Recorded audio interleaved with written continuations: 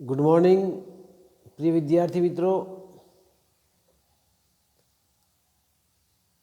પ્રકરણ નંબર 11 દ્રવ્યના ઉષ્મીય ગુણધર્મો અને એ ઉષ્મીય ગુણધર્મોવાળું 11મું પ્રકરણ એ આપણે હાલ સમજવા જઈ રહ્યા છીએ. પાર્ટ 2ની અંદર પ્રકરણ નંબર 9 ઘન અવસ્થાના સંદર્ભમાં, પ્રકરણ નંબર 10 એ પ્રવાહી તરલ પદાર્થોના સંદર્ભમાં આપણે જોયું. હવે છે પ્રકરણ 11 દ્રવ્યના ઉષ્મીય ગુણધર્મો. હવે જ્યારે ઉષ્માની વાત આવે ત્યારે કોઈ પણ પદાર્થ ગરમ છે કે ઠંડો, તો એ સંદર્ભમાં આ ચેપ્ટર છે. અને તમે જાણો છો કે તાપમાન માપવા માટે ડિગ્રી સેલ્સિયસ, કેલ્વિન, ફેરનહીટ એવા ભૌતિક એકમો સાથે આપણે જવાબ લખવાનો થાય છે, આંકડાઓ લખવાના થાય છે. તમે જાણતા હશો કે ઘણા બધા કોવિડ પેશન્ટ અને ફેમિલીમાં કે આજુબાજુમાં પણ કોઈને અસર થઈ હોય કોરોનાની, અથવા તો કોઈ પ્રિમાઇસીસમાં તમે જાઓ તો ત્યાં તમારું ગનથી ટેમ્પરેચર મેજર કરવામાં આવે છે. ડિજિટલ થર્મોમીટરનો ઉપયોગ થઈ રહ્યો છે. સાદા થર્મોમીટરથી પણ તાપમાન માપવામાં આવે છે શરીરનું, જેથી કરીને તાવ છે કે નહીં એની માહિતી મળે. કોરોનામાં તો થોડી વારે ટેમ્પરેચર મેન્ટેન કરવામાં આવે છે, છતાં પણ ડૉક્ટરો કહે છે કે ભાઈ અમુક ટાઈમ થાય દર 2 કલાકે તમારે તાપમાન માપતા રહેવું, અને એ એક નોટ સ્વરૂપમાં તમારે લખી રાખવું. અને ડૉક્ટરે એના આધારે ટ્રીટમેન્ટ આપે, પેરાસિટામોલ આપે, ડોલો ટેબ્લેટનો ઉપયોગ કરવામાં આવે, ઉકાળાઓ પણ પીવામાં આવે છે. અહીંયા ઉષ્મા અને તાપમાન એ વિશે આપણે જરાક જોવાનું છે. આદર્શ વાયુ અને આદર્શ વાયુનું અવસ્થા સમીકરણ પીવી બરાબર મ્યુઆરટી, કેમિસ્ટ્રીમાં પણ તમે પીવી બરાબર એનઆરટીના સંદર્ભમાં લો છો, એ જ અહીંયા છે. પણ અહીંયા ફિઝિક્સમાં આપણે એને મ્યુ આરટી કહીએ છીએ, કેમિસ્ટ્રીમાં એનઆરટી કહેવામાં આવે છે. પછી નિરપેક્ષ તાપમાન કોને કહેવાય એના વિશે માહિતી લેવાના છીએ. એના પછી ઉષ્માનું પ્રસરણ કઈ રીતે થાય છે ઘન, પ્રવાહી અને વાયુ સ્વરૂપમાં, અને એમાં ઉષ્મા વહન, ઉષ્મા નયન અને ઉષ્મા વિકિરણ, જે તમે 6થા ધોરણમાં પણ ભણેલા છો. 6થા ધોરણમાં ઉષ્માનું પ્રસરણ તમે ભણી ગયા છો, એ 11thની અંદર છે. તો એના વિશે થોડુંક આ ચેપ્ટરની અંદર છે માહિતી. ઉષ્માધારિતા કોને કહેવાય, એટલે કે ઉષ્મા ગ્રહણ કરવાની ક્ષમતા. ઉષ્માધારિતા અલગ અલગ પદાર્થો માટે ઉષ્માધારિતા અલગ અલગ હોય છે. તો એ ઉષ્માધારિતા પછી વિશિષ્ટ ઉષ્માધારિતા, એમાં પણ દ્રવ્યની જાત ઉપર ને પરિસ્થિતિ ઉપર ને તાપમાન ઉપર આધાર રાખે છે, એ વિશિષ્ટ ઉષ્માધારિતા. પછી એક શબ્દ છે કેલોરોમેટ્રી. કેલોરોમેટ્રી એટલે કોઈ પણ પદાર્થ છે એમાં કેટલો ઉષ્માનો જથ્થો પ્રાપ્ત થયો એ માપતું સાધન કે જેને કેલોરોમેટ્રી કહેવામાં આવે છે. બરાબર. એના પછી અવસ્થાઓનો ફેરફાર. આપણે જાણીએ છીએ કે પદાર્થની 3 અવસ્થાઓ છે, ઘન, પ્રવાહી અને વાયુ. તો ઘનમાંથી પ્રવાહીમાં તાપમાન વધારો, ઘનમાંથી પ્રવાહીમાં જશે. હજુ તાપમાન વધારો તો પ્રવાહીમાંથી વાયુ સ્વરૂપ પ્રાપ્ત થઈ જાય. તો આ ભૌતિક વિજ્ઞાનની અંદર અવસ્થાઓનો ફેરફાર, ઘનમાંથી પ્રવાહી, પ્રવાહીમાંથી વાયુ, વાયુમાંથી હજુ પણ તમે જાઓ તો આયનીકરણ અવસ્થા પણ પ્રાપ્ત કરી શકાય. એ અભ્યાસ આ પ્રકરણની અંદર આપેલો છે. ઉષ્મા છે સ્થાનાંતરિત કરી શકાય છે, એટલે કે વહન કરી શકાય છે. એક ચમચી છે ને ઉકળતી દાળની અંદર મૂકી રાખો, દાળ થાય છે તો એ ગરમ દાળ ઉષ્માનું વહન કરતાં કરતાં કરતાં ચમચીના છેડા સુધી એ છેડો પણ ગરમ થઈ જશે. અને વધારે સમય જો પકડી રાખવામાં આવે તો ચમચી પણ તમે છોડી દેશો, જો ગરમ વધારે હશે તો. એટલે અમુક ટાઈમે હાથા પેલા મોટા રસોઈયામાં એમાં હેન્ડલ બહુ લાંબા રાખવામાં આવે, અથવા તો એ લાકડું કે એબોનાઇટના બનેલા હોય, જે ઉષ્માનું સ્થળાંતર, એનું પ્રસરણ એક જગ્યાએથી બીજી જગ્યાએ કરવામાં આવે છે. અગત્યનો એક પ્રશ્ન છે, ન્યૂટનનો શીતનનો નિયમ, જેને લો ઓફ કુલિંગ કહેવામાં આવે છે, એના વિશે આ પ્રકરણની અંદર આપણે જરા અભ્યાસ કરવાનો છે. પહેલું એ થાય કે દ્રવ્યના ઉષ્મીય ગુણધર્મોમાં તાપમાન છે, એ તાપમાન પદાર્થનું ગરમપણાનું માપ આપે છે. તાવ આવ્યો છે, આમ ચેક કરે હાથથી, સ્પર્શથી, બરાબર, હા શરીર તો ભાઈ તમારું ગરમ છે. અને બીજી વ્યક્તિ લે કે ના ના ક્યાં તાવ છે, શરીર તો નોર્મલ છે. તો એ સંદર્ભમાં અહીંયા શરીર વધારે ગરમ છે તો એ તાપમાનના સંદર્ભમાંથી ખબર પડે. પણ વ્યક્તિએ સંવેદનાઓ કેવી હોય, જુદી જુદી હોય. કદાચ મને મારા શરીરની સંવેદનાઓથી હું ચેક કરું તો તાવ લાગે, પણ બીજી વ્યક્તિ ચેક કરે તો એને તાવ ન પણ લાગે. એની સંવેદનાઓ જે સ્કીન છે એ અલગ અલગ છે, પ્લસ ઓર માઇનસ હોઈ શકે. બહાર તડકામાં તમે ગયા હોય તો કેટલાકને ઓ બાપરે કેટલી ગરમી છે, તડકો કેટલો બધો છે, સ્કીન બળી જવા એવું છે. અને બીજા તો નોર્મલ ફરી જતા હોય, કશું જ નથી. તો એ શું સૂચવે છે? શરીરના આ જે ચામડીના જે સંવેદનાગ્રાહી અંગો છે એમાં એ હેબિચ્યુટેડ છે, એટલે એમને નથી લાગતી. તો હવે માત્ર સ્પર્શ કરવાથી એના શરીરમાં તાવ છે કે નહીં એ સાચી માહિતી આપણને મળે નહીં. તમે જુઓ કે ભૌતિક વિજ્ઞાનમાં ઉષ્મા જથ્થો વધારે હશે તો તાપમાન કેવું હશે? વધારે હશે. ઉષ્માનો જથ્થો ઓછો, તાપમાન ઓછું. હાલ ઠંડીની ઋતુ છે અને એ ઠંડીની ઋતુની અંદર તમે જુઓ કે બરફ એ શિમલા, કુલુ, મનાલી, બરાબર, અહીંયા કાશ્મીર, એ બધા વિસ્તારમાં, માઉન્ટ આબુમાં પણ બરફ અમુક ટાઈમે હોય છે. નખી લેકમાં એની અસર પણ જોવા મળે. તો એ તાપમાન છે, તાપમાન ઘણું નીચું છે. અને એના આધારે જો 0 ડિગ્રી ટેમ્પરેચર થઈ જાય તો એ પાણીનું બરફમાં રૂપાંતર થઈ જાય. તમને ખબર છે કે બળદગાડું હોય એમાં લોખંડની વાડ ચલાવી હોય તો એને ગરમ કરવામાં આવે છે.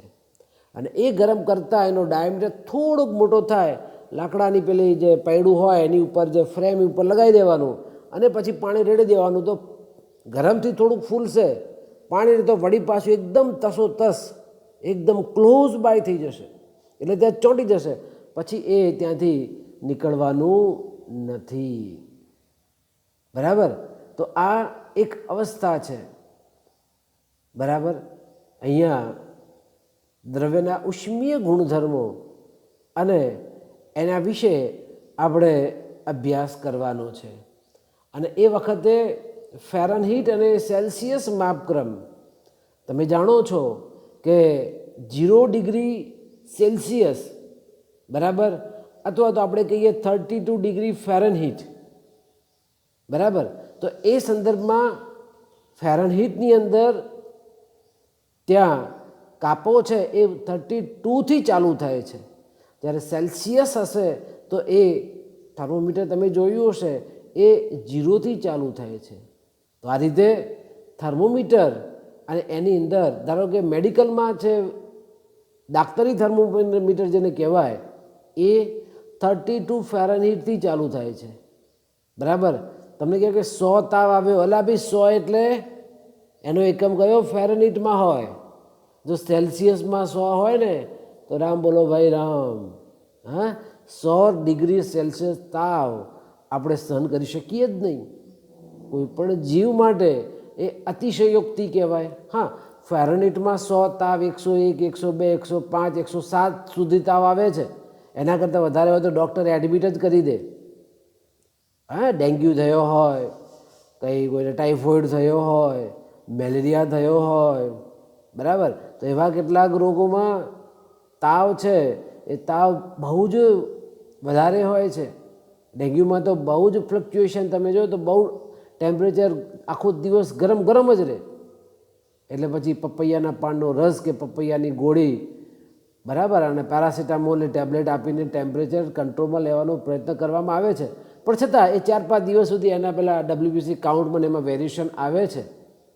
તો એ સંદર્ભમાં અહીંયા કયો એકમ છે એ એકમ, અને તમે ભૂતકાળમાં પણ ભણી ગયા છો કે ડિગ્રી ફેરનહીટ બરાબર, અને એ બંને વચ્ચે સંબંધ દર્શાવતું એક સૂત્ર પણ છે, એક આલેખ પણ છે બરાબર. આપણે એ સૂત્ર અને આલેખ વિશે જરા આપણે આગળ જોઈએ. અહીંયા તમે જુઓ કે એક આલેખ ગ્રાફ દર્શાવ્યો છે કે જેમાં ફેરનહીટ અને સેલ્સિયસમાં, અને એ આલેખ કેવો છે? સુરેખ આલેખ છે. કેવો આલેખ છે? સુરેખ આલેખ છે. અને એમાં આ એક સીધી લાઈન જાય છે, તમે જુઓ સુરેખ આલેખ. ઓકે, પાણી જે છે ઓકે અહીંયા 0 ડિગ્રી સેલ્સિયસમાં છે. અહીંયા તમે જો કે 32 ફેરનહીટ છે. આ માપ તમે જો તો ફેરનહીટમાં છે. એટલે 0 ડિગ્રી સેલ્સિયસ કહો કે 32 ફેરનહીટ કહો, બંનેનો મતલબ એક જ થાય. પાણીનું ઉત્કલન બિંદુ કેટલું? તો કે 100 ડિગ્રી સેલ્સિયસ. પણ ફેરનહીટમાં કેવું કેટલું લખવાનું? 212 ફેરનહીટ થાય. એટલે તમે અહીંયા બંધ તમે જુઓ, સેલ્સિયસમાં જોઈએ તો 100 ડિગ્રી સેલ્સિયસ, પણ ફેરનહીટમાં જોઈએ તો એ 212 ફેરનહીટ છે બરાબર. પછી એ રીતે અહીંયા 0 ડિગ્રી સેલ્સિયસ આમ પૂછાય કે ભાઈ પાણીનું ગલનબિંદુ કેટલું? તો પાણીનું ગલનબિંદુ 0 ડિગ્રી સેલ્સિયસ. પણ જો ફેરનહીટમાં જવાબ આપવો હોય તો 32 ડિગ્રી ફેરનહીટ થાય. અને આમાં ફેરનહીટ અને સેલ્સિયસ વચ્ચે સંબંધ દર્શાવતું સૂત્ર તમે જુઓ, અને એ સંબંધ દર્શાવતું સૂત્રમાં આ એક સૂત્ર તમારે યાદ રાખવાનું. તમે આ સૂત્ર યાદ રાખો તો ચાલે. TF બરાબર 9/5 TC + 32 બરાબર. TF તો સેલ્સિયસ માપક્રમ છે, એને જો ફેરનહીટમાં જો ફેરવવા હોય તો આપણે આ સૂત્ર યાદ રાખવાનું. એક MCQ તમને પૂછાશે તો એમાં આ સમીકરણનો તમારે ઉપયોગ કરવાનો. એમ પૂછાય કે ભાઈ 20 ડિગ્રી સેલ્સિયસને ફેરનહીટમાં ફેરવો, 20 ડિગ્રી સેલ્સિયસને ફેરનહીટમાં ફેરવો. તો આપણું આ સૂત્રમાં જો પહેલું 9/5 પછી TF કેટલા સેલ્સિયસ કીધા મેં? 20 વત્તા કેટલા છે? 32. સાદુરૂપ આપો તો 5 ચોક 20, તો 9 ચોક કેટલા થશે? 36 વત્તા 32 એટલે 68. તો જવાબ કેટલો આવ્યો? 68 આવ્યો. એટલે 20 ડિગ્રી સેલ્સિયસ કહો કે 68 ફેરનહીટ કહો, બંનેનો મતલબ એક જ થાય. તો આ રીતે સેલ્સિયસ અને ફેરનહીટ એનો અનુબંધ કઈ રીતે બાંધી શકાય, કઈ રીતે એનું રૂપાંતરણ કરી શકાય, એ આપણે અહીંયા આ સૂત્ર દ્વારા આપણને ખ્યાલ આવે. બરાબર. ફરી એક વખત જરા જોઈએ. 0 ડિગ્રી સેલ્સિયસ એટલે 32 ફેરનહીટ, 100 ડિગ્રી સેલ્સિયસ એટલે 212 ફેરનહીટ. સમજણ પડી? હા. તો આ એક સૂત્ર છે, સૂત્ર તમારે યાદ રાખવાનું રહેશે. ત્યાંથી આગળ વધીએ તો જુદા જુદા માપક્રમ માટે સંબંધો કેવા છે, અને એ સંબંધ માટે તમે જુઓ કે અહીંયા વ્યવહારમાં સેલ્સિયસ અને ફેરનહીટ છે. આપણે આ પ્રમાણે પણ લખી શકીએ કે જો સેલ્સિયસનું માપક્રમ છે અને સેલ્સિયસનું માપક્રમને જો ટીસી વડે દર્શાવીએ, કેલ્વિન તાપમાનને જો કેપિટલ ટી વડે દર્શાવીએ, કેલ્વિન પણ તાપમાન છે, તો એમાં ટીસી એટલે સેલ્સિયસમાં માપ બરાબર કેલ્વિનનું માપ ટી માઇનસ 273.15 સેલ્સિયસ. બરાબર. તો આ રીતે સેલ્સિયસમાં ફેરવ. ઓકે, આના કરતાં ઉલટું કોઈ માપક્રમ આપેલું છે, એને જો કેલ્વિનમાં ફેરવવું છે, કેલ્વિનમાં ફેરવવું છે, માઇનસ 273 પોઈન્ટ ક્યાં આવશે આગળ, તો એ વખતે 273.15 આપણે ઉમેરવા પડે. ધારો કે એમ કહું કે પાણી છે, બરાબર, એ પાણીનું ગલનબિંદુ કેટલું, ત્રણેય માપક્રમમાં લખો. તો પાણીનું ગલનબિંદુ જો કાં તો 0 ડિગ્રી સેલ્સિયસ, 0 ડિગ્રી સેલ્સિયસ, અથવા તો આપણે લખીએ 32 ફેરનહીટ, 32 ફેરનહીટ, અથવા તો આ 273.15 ની જમણી બાજુ લઈ જાઓ તો 273.15 અને એ કેલ્વિન. ત્રણેય માપક્રમમાં લખ્યા. જો પાણીનું ગલનબિંદુ 0 ડિગ્રી સેલ્સિયસ અથવા 32 ફેરનહીટ અથવા 273.15 કેલ્વિન. બરાબર. ચલો આ જ રીતે ધારો કે એમ કહે કે પાણીનું ઉત્કલન બિંદુ કેટલું, તો પાણી કેટલા અંશ, 100 ડિગ્રી ઉકળે ને, તો અહીંયા લખવાનું પાણી ઉત્કલન બિંદુ 100 ડિગ્રી સેલ્સિયસ, પછી કેટલા 212 ફેરનહીટ. હવે 100 પ્લસ 273 કરો તો 273.15, તો લગભગ અહીંયા 373, પણ આગળ એક્યુરેસી રાખવી તો 0.15 લખી શકાય. તો 373.15 પણ માપક્રમ કયો આવશે? કેલ્વિન આવશે. તો આ રીતે ત્રણ માપક્રમો, સેલ્સિયસ, ફેરનહીટ અને કેલ્વિન. બરાબર. ત્રણેય શબ્દો તમારે યાદ રાખવાના. નજીવા રૂપાંતરણો છે, પ્રશ્ન કઈ રીતે પૂછ્યો છે, પ્રશ્નને આધારે પણ તમે જવાબ લખી શકો. હવે બીજું એક છે પાણીનું ટ્રિપલ બિંદુ. પાણી છે ને, પાણી એ ટ્રિપલ પોઈન્ટ કોને કહેવાય? તો જે તાપમાને પાણી છે એ ઘન, પ્રવાહી અને વાયુ ત્રણેય સ્વરૂપો સહ અસ્તિત્વ ધરાવે. તમને એમ નવે લાગે આવું કઈ રીતે પોસિબલ છે? પણ ના, ઠારણ બિંદુ છે ને, એ ઠારણ અવસ્થા છે, એ બરફ પણ નથી, કારણ વાયુ પણ નથી, કે પછી એ ઘન પણ નથી કહી શકતા. એ સહેજ ઠંડી પડે તો એ બરફ બની જશે, થોડુંક તાપમાન વધે તો એ પ્રવાહી બને, બાકી નોર્મલ એ વાયુ સ્વરૂપમાં એવોપરેટ થઈ જાય. તો એ અવસ્થા કે જેમાં ઘન, પ્રવાહી ને વાયુ ત્રણેય સ્વરૂપો સહ અસ્તિત્વ ધરાવે એને ટ્રિપલ પોઈન્ટ કહેવામાં આવે છે. અને એમાં આ ખાસ યાદ રાખવાનું, પાણીનું ટ્રિપલ પોઈન્ટ છે એ 273.16, એમાંથી 273.15 બાદ કરીએ એટલે 0.01 ડિગ્રી સેલ્સિયસ. યાદ રાખવાનું છે તમારે કે પાણીનું ટ્રિપલ પોઈન્ટ કેટલું? 0.01 ડિગ્રી, પણ કયા માપક્રમમાં? સેલ્સિયસમાં. બરાબર. તો સેલ્સિયમ માપક્રમમાં પાણીનું ટ્રિપલ પોઈન્ટ 0.01 ડિગ્રી સેલ્સિયસ તાપમાને આપણને પ્રાપ્ત થતું હોય છે. ત્યાંથી આગળ વધીએ. અહીંયા મેં હમણાં તમને કરાવ્યું એ પ્રમાણે 100 ડિગ્રી છે તો કેટલા ઉમેરવાના 273.15 એટલે 373.15 પણ એ શેમાં આવશે કેલ્વિનમાં આવે હવે ફેરનહીટ અને સેલ્સિયસ વચ્ચેનો સંબંધગાળો તમે જુઓ તો એમાં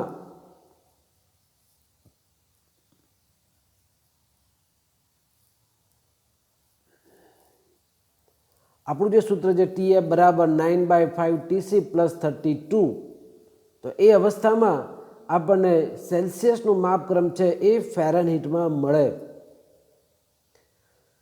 કેલ્વિન સેલ્સિયસ અને ફેરનહીટ એની ત્રણની સરખામણી તમે જુઓ આ લાઈન તમે જુઓ મેં હમણાં તમને સમજાવ્યા 0 ડિગ્રી સેલ્સિયસ અથવા તો એને કહે 32 ફેરનહીટ અથવા તો 273.15 કેલ્વિન પછી ઉત્કલન બિંદુની વાત કરીએ તો સેલ્સિયસમાં 100 ડિગ્રી સેલ્સિયસ ફેરનહીટમાં 212 ડિગ્રી ફેરનહીટ અને કેલ્વિનમાં 373.15 કેલ્વિન તો આ સંદર્ભની અંદર અહીંયા માપક્રમ છે એ માપક્રમ માટે આપણે જોઈ શકીએ છીએ નિરપેક્ષ શૂન્ય તાપમાન કેલ્વિનનું અહીંયા જો -273.15 અને અહીંયા -459.69 ડિગ્રી ફેરનહીટ છે તો આ રીતે કોઈપણ પદાર્થ માટે કેલ્વિન માપક્રમ છે એ ઋણ છે નહીં કારણ કે કેલ્વિન માપક્રમ પર નિરપેક્ષ શૂન્ય તાપમાન એ લઘુત્તમ છે તમે જોઈ શકો છો અહીંયા કેલ્વિનની અંદર આ માપક્રમ છે એ 0 આવી ગયું એના પછી નીચે નથી ત્યારે અહીંયા માપક્રમ માઇનસ છે અહીંયા પણ માપક્રમ માઇનસ છે તો કેલ્વિન માપક્રમનું મૂલ્ય ક્યારેય ઋણ હોઈ શકે નહીં પરીક્ષામાં તમને એવું કે MCQ પૂછાય કે નીચેના પૈકી કયું માપક્રમ એ કેલ્વિનનું નથી અને એમાં જુદા જુદા લખેલા હોય 32 48 0 -5 તો 32 48 0 તો હોઈ શકે પણ આ ઋણ નિશાની છે એ માપ કેલ્વિનનું હોઈ શકે નહીં અને માટે કેલ્વિન છે એ ઋણ માપક્રમ દર્શાવતું નથી આવું યાદ રાખવાનું કે કેલ્વિન છે એ ઋણ માપક્રમ ધરાવતું નથી બીજું કેટલોક પોર્શન છે એ આમાં ઓમિટ પણ કરેલો છે આદર્શ વાયુ અવસ્થા સમીકરણ કે જેમાં તમે પરિચિત છો કે PV બરાબર μRT એ સમીકરણ તમારે યાદ રાખવાનું છે કયું સમીકરણ મેં કીધું PV બરાબર μRT જ્યાં P એટલે દબાણ V એટલે કદ μ એટલે મોલ સંખ્યા R એટલે નિયતાંક અને એની કિંમત કેટલી છે 8.31 જૂલ પ્રતિ મોલ પ્રતિ કેલ્વિન આ અચળાંક છે અને T એટલે તાપમાન તો એ સંદર્ભમાં PV બરાબર μRT આ સમીકરણમાં કોઈ પણ બે ભૌતિક રાશિ આપેલી હોય તો ત્રીજી ભૌતિક રાશિ આપણે શોધી શકીએ ધારો કે અહીંયા મ્યુ મોલ આપેલા હોય R તો નિયતાંક ફિક્સ છે બરાબર તાપમાન આપેલું હોય કદ આપેલું હોય તો દબાણ શોધી શકાય બરાબર દબાણ આપેલું હોય તો કદ શોધી શકાય દબાણ અને કદ બંને આપેલા હોય તો તાપમાન T પણ આપણે શોધી શકીએ તો આદર્શ વાયુ અવસ્થા સમીકરણ PV બરાબર μRT જે કેમિસ્ટ્રીમાં તમે NRT જ્યાં કહો છો એનો આપણે અહીંયા ઉપયોગ કરી શકીએ જ્યાં મ્યુ એટલે એની મૂળ સંખ્યા શું કહેવાય એની મૂળ સંખ્યા છે એમ આપણે કહી શકીએ બરાબર હવે આ પરિણામ તમારે યાદ રાખવાનું છે આદર્શ વાયુ અવસ્થા સમીકરણ PV બરાબર μRTના સંદર્ભમાં હવે પ્રસરણ કઈ રીતે થાય તમે જુઓ કે મોટાભાગના પદાર્થો છે અને એ મોટાભાગના પદાર્થો માટે તાપમાન વધારીએ એમ એનું પરિમાણ કેવું થતું જાય વધતું જાય અને તાપમાન ઘટાડીએ એમ એના પરિમાણમાં ઘટાડો થાય. તમે જાણો જ છો કે રેલવેના 2 પાટા વચ્ચે જગ્યા રાખવામાં આવે છે, બરાબર? તો એ અહીંયા ઉષ્મીય પ્રસરણને કારણે જ શક્ય બને. પછી પેલું છે કે વીજળીના થાંભલા ઉપરના તાર ઉનાળામાં ઝોલો પડે છે, આખા બેન્ડ વળી જાય, ઢીલા થઈ જાય. તો આ શું સૂચવે છે? એ ઉષ્મીય પ્રસરણને આધારે છે. કેમ કે જેટલું તાપમાન વધારે એટલું એમાં લંબાઈ છે, એ લંબાઈમાં વધારો થતો હોય તો એને રેખીય પ્રસરણ કહેવાય. એનું સપાટીનું ક્ષેત્રફળ વધતું હોય તો એને આપણે પૃષ્ઠફળ કહેવાય, પૃષ્ઠ પ્રસરણ કહેવાય. અને કદમાં વધારો થતો હોય, તમે પેલો રિંગવાળો પ્રયોગ તમને ખબર હશે કે એમાં રિંગવાળા પ્રયોગમાં એક કડીવાળો પ્રયોગ, કડી ઉપર આવું ગોળ છે, આ સ્ટેન્ડ છે, અને એક આવડે ગોળો તમે લો. હવે એ ગોળાને દોરી વડે બાંધો અને એ ગોળો અહીંયા શરૂઆતમાં એ ગોળો છે એ અહીંથી પસાર થઈ જશે, પણ આ જ ગોળાને થોડો ગરમ કરો. આ જ ગોળાને જો ગરમ કરવામાં આવે પછી અંદર અહીંયા મૂકો તો એ ઉપર પડ્યો રહેશે, અંદરથી પસાર થશે નહીં. કેમ? એમ કે ગોળો કેવો થઈ ગયો? મોટો થઈ ગયો. આપણે રિંગને કશું કર્યું નથી. તો એ પરિણામે એ રિંગ એમની એમ છે, ગોળાનું કદ વધી ગયું. હવે એ અંદરથી પસાર થઈ શકે નહીં. આ પ્રયોગ તમે કરી ચૂક્યા છો પ્રાથમિક શાળાની અંદર. એ જ અવસ્થાની અંદર તમે જુઓ અહીંયા 3 પ્રકારના પ્રસરણ કે જેમાં રેખીય પ્રસરણ, બરાબર, રેખીય પ્રસરણ છે, પૃષ્ઠફળ પ્રસરણ છે, અને ત્રીજું કદ પ્રસરણ.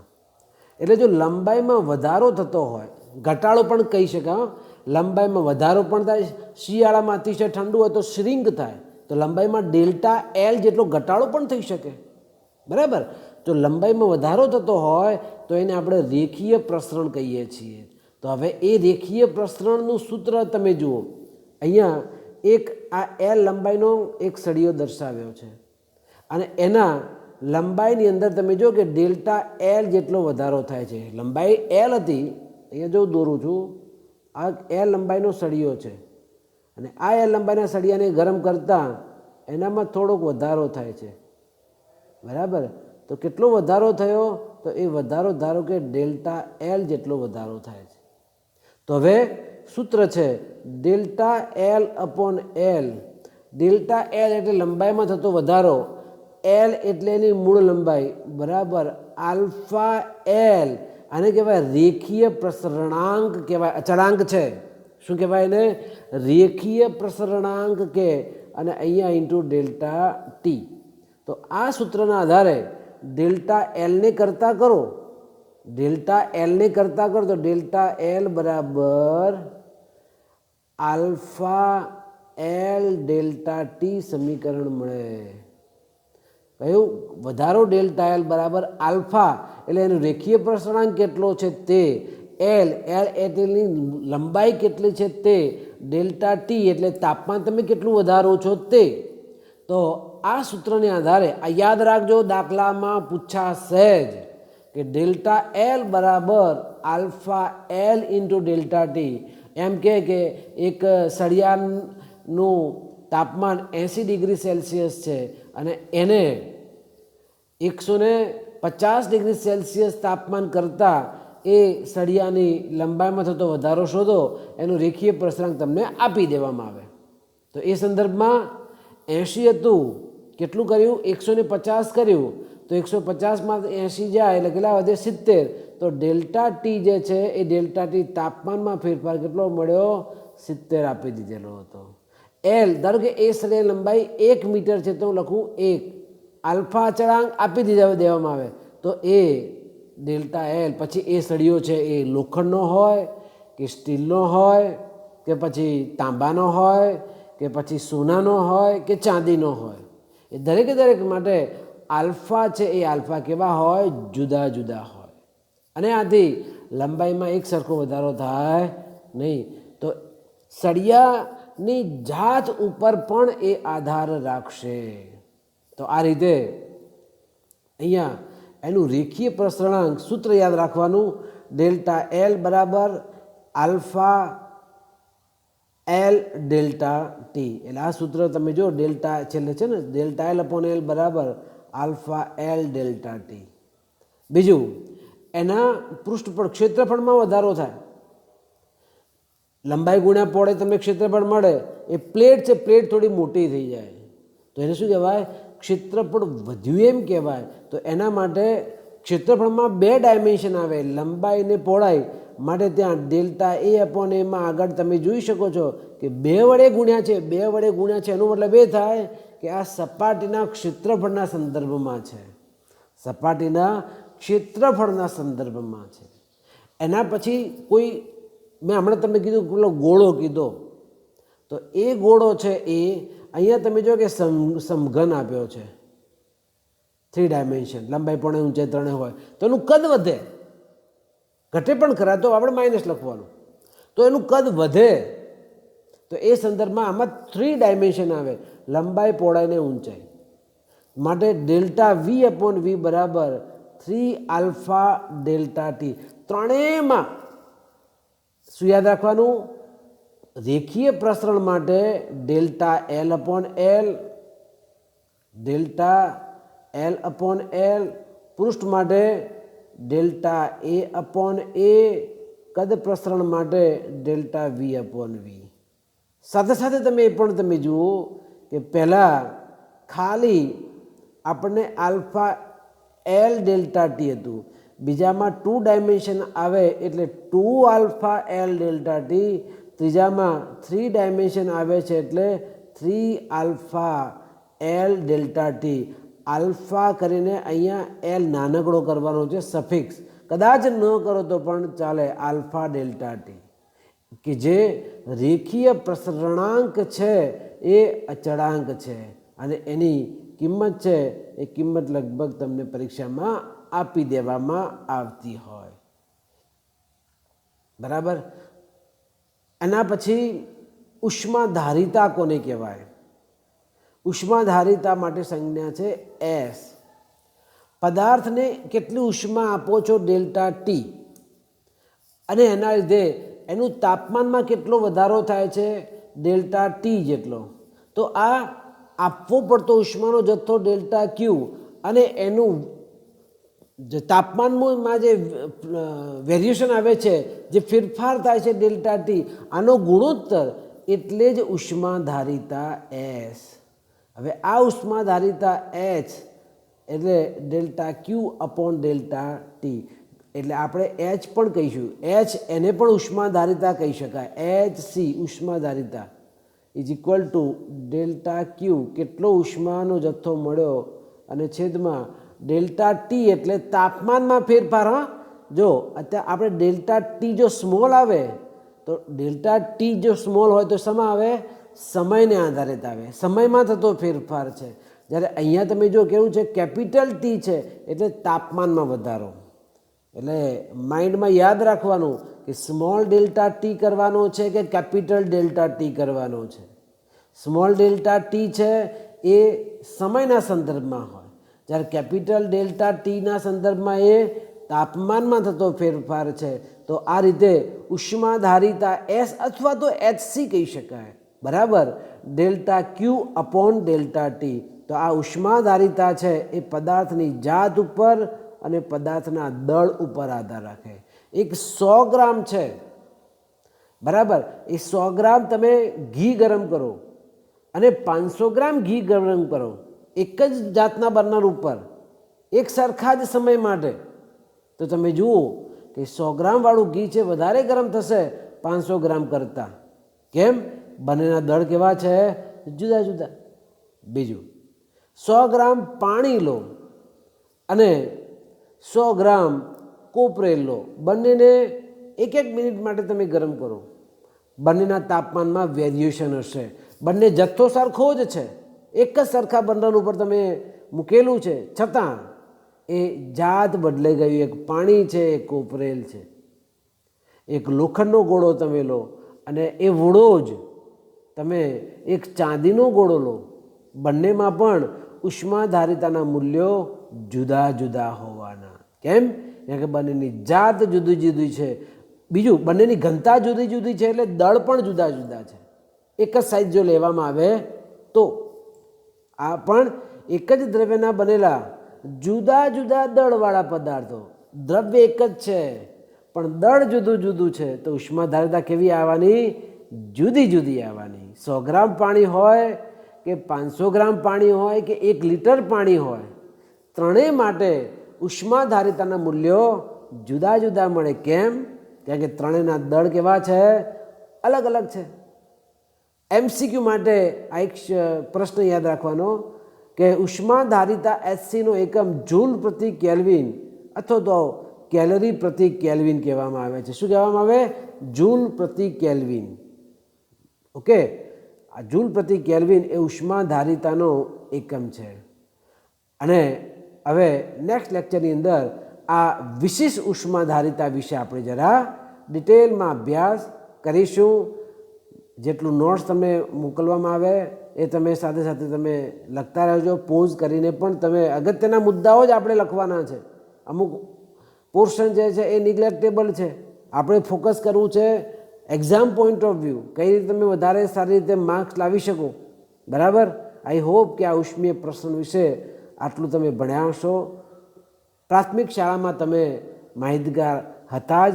અહીંયા થોડોક એને વધારે ડિટેલમાં અભ્યાસ આપણે કરવાના થઈએ.